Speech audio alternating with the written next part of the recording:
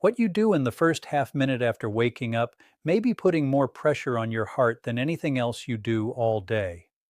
And when I reveal the one morning mistake that seems completely harmless, the one millions of people make before they even fully open their eyes, you're going to understand why the early morning hours are such a dangerous window for heart attacks, strokes, dangerous blood pressure swings, and sudden collapses, especially in adults over 60. I'm not trying to scare you for the sake of drama. I'm telling you this because the first moments after waking are not neutral. They are physiologically loaded, and your heart feels every second of them. Most people think heart attacks happen because of one big event, one dramatic moment, one crushing chest pain out of nowhere. But that's not how it works most of the time. Not at all. The body gives signals. The body follows patterns. And one of the clearest patterns in cardiology is that the morning hours, especially the first few hours after waking, are when the cardiovascular system is under some of its greatest strain. Blood pressure rises, stress hormones climb, the blood becomes a little more likely to clot, the heart rate changes, the vessels tighten. If your heart is healthy, you may never notice. If your heart is vulnerable, that same routine morning can become the moment everything changes. I'm Dr. David M. Reed, and today I need you to listen carefully. Before we begin, please subscribe to my channel for clear, life-saving heart advice that helps you protect yourself every day. Because what I'm going to show you today is not just about one mistake, it's about the hidden chain reaction behind that mistake, the reason it matters, the warning signs that come before disaster, and the exact morning routine that can reduce stress on your heart instead of piling more on. Stay with me because by the end of this video, you'll know exactly what to stop doing tomorrow morning and what to do instead. Let me start with something that surprises almost everyone. Heart attacks do not happen evenly throughout the day. They cluster in the morning. That's not a myth, and it's not internet fear-mongering. It's a real pattern specialists have studied for years. The hours after waking are a transition zone. While you're asleep, your body is relatively calm. Your blood pressure usually dips. Your heart rate slows. Your parasympathetic nervous system is doing its quiet maintenance work. Then morning comes and your body flips modes. It begins preparing you to stand, move, think, react, and fight gravity. That switch is normal, but if the switch is too abrupt, or your cardiovascular system is already strained, normal becomes dangerous. And that's why this conversation matters so much for seniors. As we age, the systems that regulate blood pressure and circulation do not respond with the same speed they used to, not even close. Arteries tend to stiffen.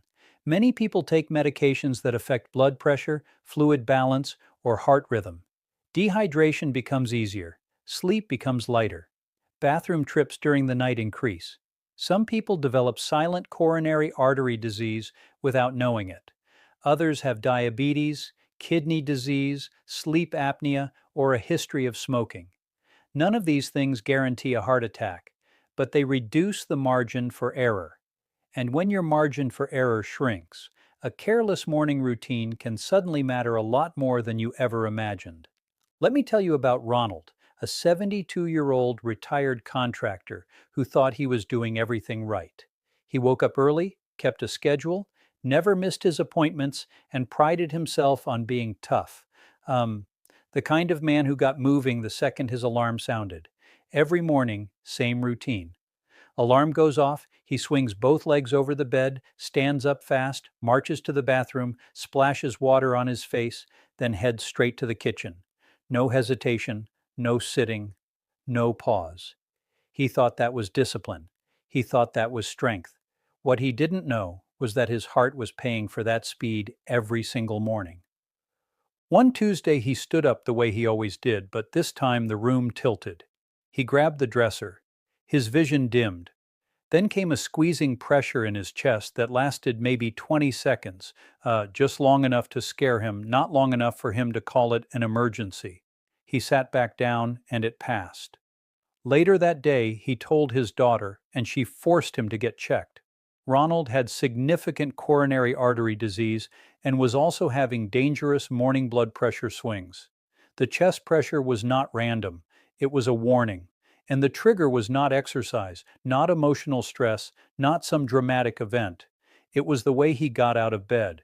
But before I show you the exact 30-second mistake Ronald was making, you need to understand the other morning habits that quietly amplify risk. Because the most dangerous mistake almost never works alone. Um, it stacks on top of other mistakes.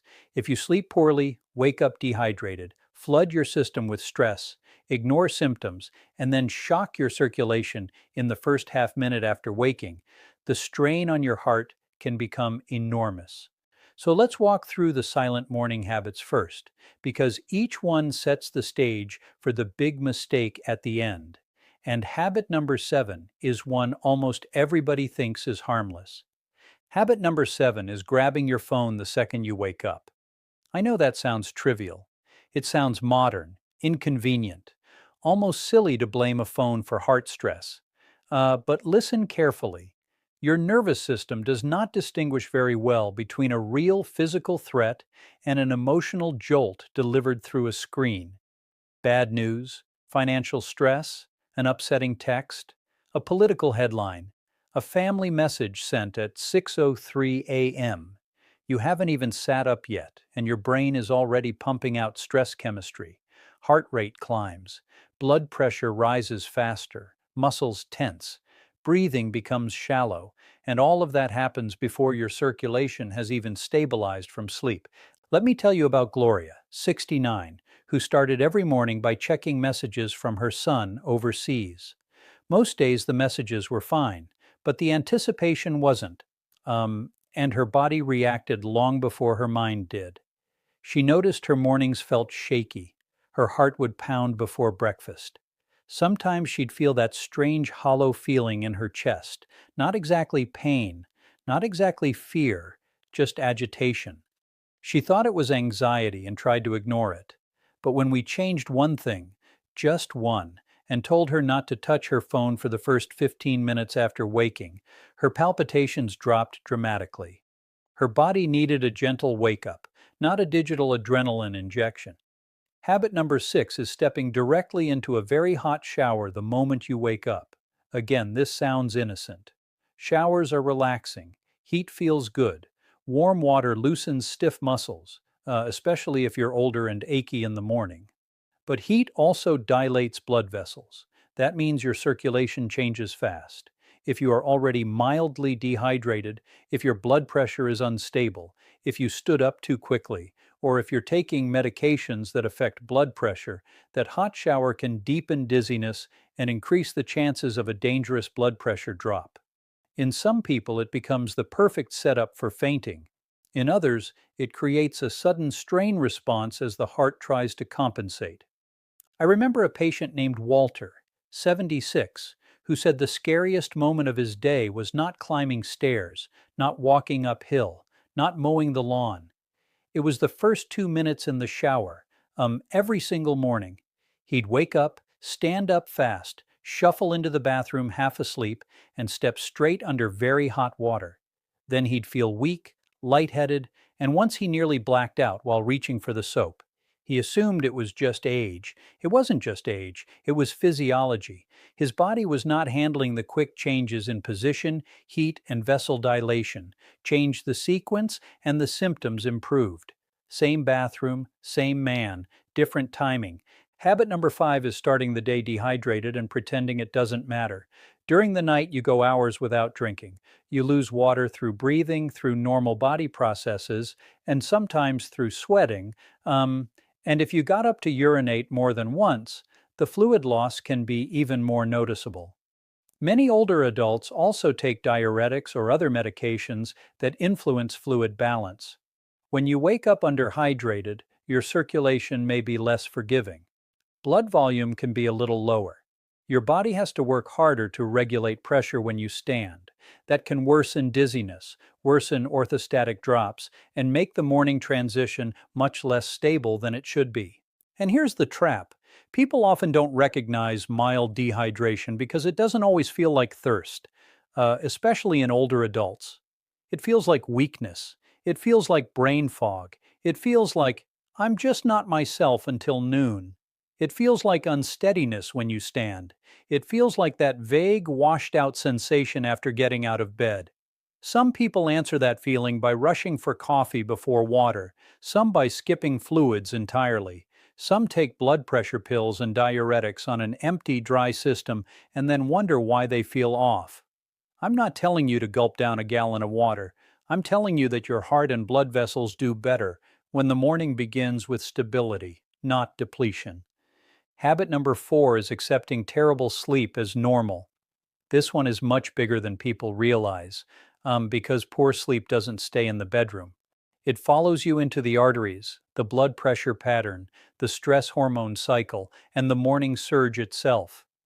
If you slept 5 hours, woke up repeatedly, snored heavily, gasped for air, or live with untreated sleep apnea, your heart does not begin the morning rested. It begins the morning already irritated. Blood pressure control worsens. Rhythm problems become more likely in some people, and the natural transition from sleep to waking becomes harsher. Many people who feel awful in the morning do not have a morning problem. They have a nighttime heart stress problem showing up at sunrise. That's why I want you to pay attention if mornings feel brutal in a specific way. If you wake with headaches, dry mouth, pounding heartbeats, unusual fatigue, or your partner says you snore and stop breathing, do not dismiss that. Please don't. Sleep apnea has been linked to major cardiovascular risk, and one reason is that it disrupts oxygen levels and blood pressure control all night long. Then morning arrives, and your system is already primed for another surge. In other words, the first 30 seconds after waking are never just about those 30 seconds. They are the final moment in a long overnight story. If the overnight story was stressful, the morning chapter becomes much more dangerous. Habit number 3 is replacing a real breakfast with a stimulant roller coaster. Some people skip breakfast entirely. Others wake up and go straight to nicotine, sugar, or a giant salty processed meal, all of which can push the wrong buttons in a vulnerable system. Now, let me be careful here. I'm not saying every person must eat a large breakfast or that 1 cup of coffee is automatically bad. That's not the message. The message is that erratic morning fueling can create unnecessary strain. If your blood sugar crashes, if your blood pressure medications are taken on an empty stomach and make you lightheaded, if nicotine spikes your heart rate, if a heavy sodium bomb pushes pressure higher, you are not helping your heart in its most delicate window. One of the saddest examples was a man named Henry, 71, who told me he wasn't a breakfast person. What that really meant was cigarettes first, coffee second, food whenever he got around to it, sometimes noon. By 10 a.m., he'd feel shaky, irritable, and occasionally short of breath. He thought that was just withdrawal and caffeine. It was more than that. He had coronary disease, poorly controlled blood pressure, and a body that was being yanked in opposite directions every morning. Again, the issue wasn't a single cup of coffee. It was the entire pattern. No hydration, no nourishment, nicotine stimulation, emotional stress, and then quick physical movement. That combination is much harsher on the heart than most people realize. Habit number 2 is ignoring your body's early warning signs because they go away quickly. This is one of the most dangerous habits of all, especially among older adults who are used to minimizing discomfort. If you feel dizzy when standing, if your vision narrows for a moment, if your chest feels tight for 15 seconds, if you get sudden nausea, unusual sweating, jaw pressure, arm heaviness, or shortness of breath in the first minutes after waking, do not automatically excuse it. People say, "Oh, I got up too fast." Sometimes that's true, but sometimes getting up too fast is revealing a deeper cardiovascular weakness. A symptom that disappears is still a symptom. A warning that lasts only seconds is still a warning. I think of Elaine, 74, who had what she called little morning episodes. That was her phrase, and it tells you everything about how people normalize danger. Little morning episodes. She'd stand up, feel lightheaded, Notice pressure under her left collarbone, then sit down and wait for it to pass. She never told anyone because it didn't last long. One morning, it didn't pass. She ended up in the emergency room with an acute coronary syndrome. I want you to hear this clearly. Your body often whispers before it screams. Morning symptoms that repeat are not random inconveniences. They are patterns, and patterns are what cardiologists pay attention to, because patterns are where prevention begins. Now we come to the habit that ties all the others together, and this is the one I wanted to save for last.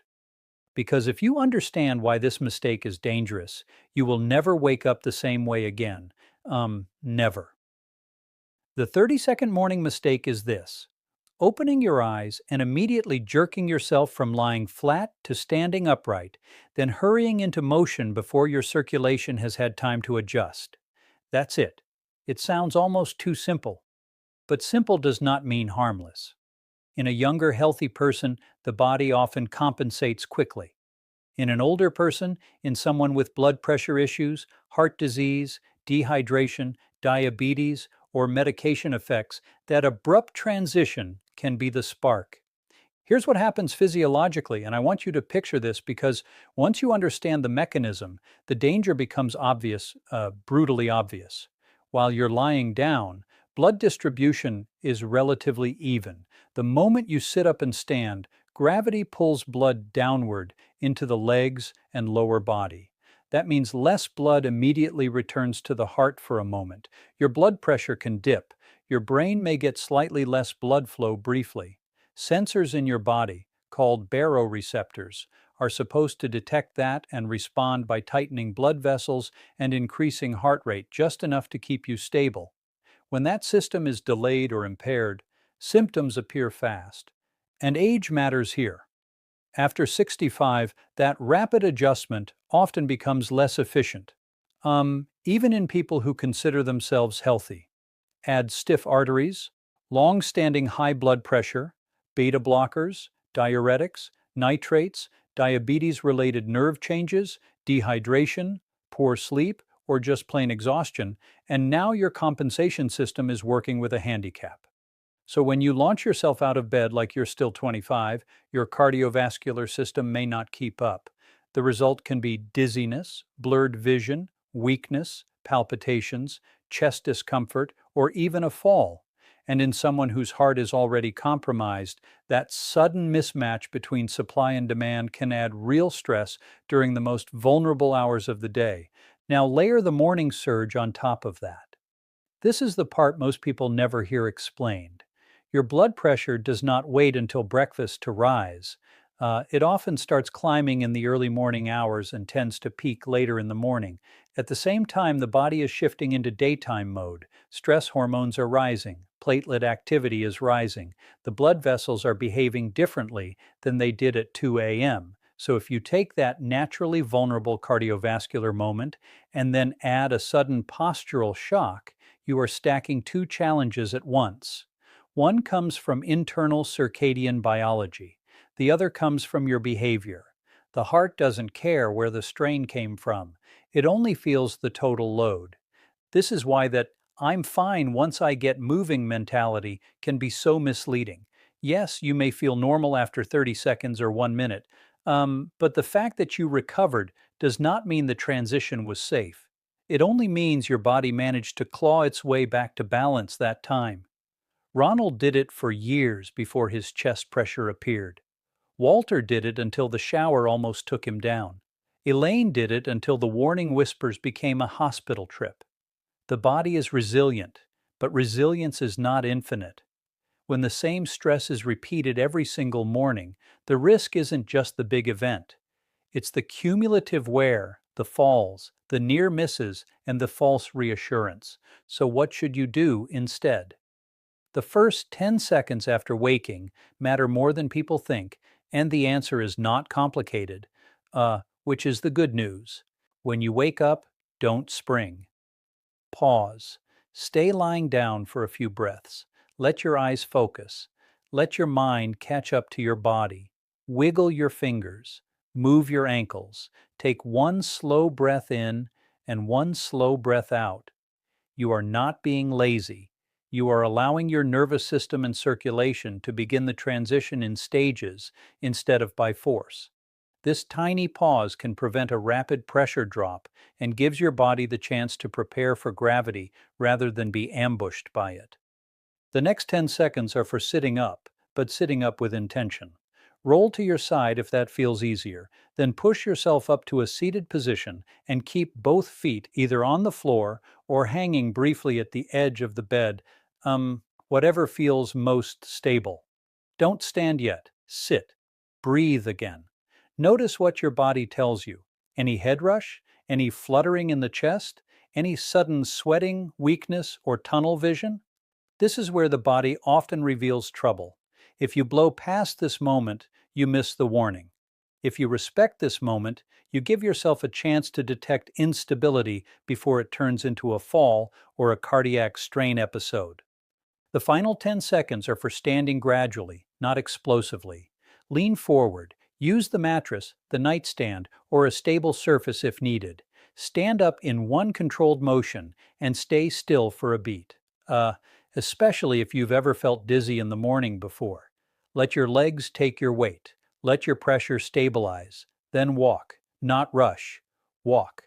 This sounds almost laughably simple until you realize how many accidents, blackouts, and scary cardiac symptoms begin because people skip every one of these steps. They think speed is harmless. It isn't. The heart prefers smooth transitions. The brain prefers steady blood flow.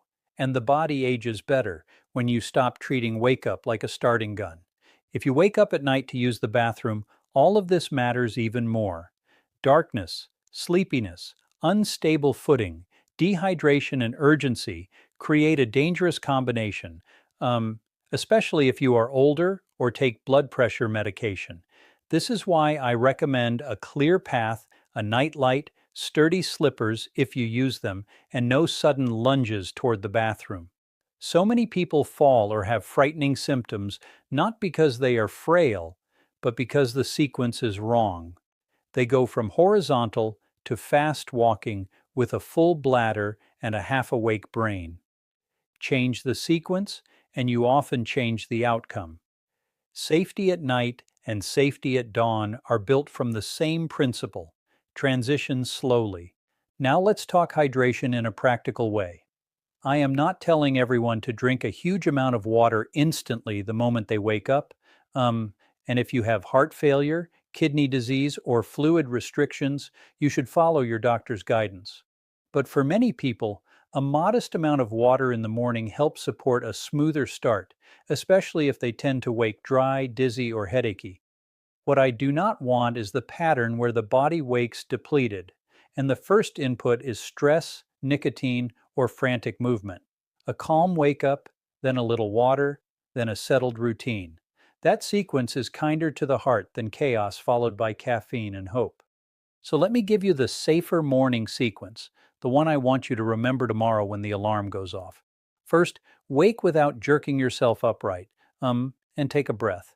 Second, move your hands and ankles a little while still lying down. Third, roll and sit up slowly. Fourth, pause seated and notice how you feel.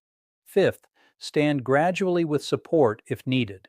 Sixth, walk calmly, especially if you're heading to the bathroom. Seventh, hydrate appropriately. Eighth, keep stress low for the first few minutes. Ninth, take medications exactly as prescribed and discuss symptoms with your doctor. 10th, never ignore repeated morning dizziness, chest discomfort, or unusual shortness of breath. And here is when it becomes an emergency. If morning symptoms include chest pressure that lasts more than a few minutes, pain spreading to the arm, jaw, back, or shoulder, severe shortness of breath, fainting, new confusion, sudden weakness, or sweating with nausea and pressure in the chest, do not sit there waiting for YouTube advice to save you. Call emergency services. Heart attacks do not always look dramatic in older adults. Sometimes they look like indigestion. Sometimes they look like fatigue. Sometimes they look like a strange sense that something is wrong. Trust that feeling. Repeated minor symptoms deserve a medical appointment. Major symptoms deserve emergency action.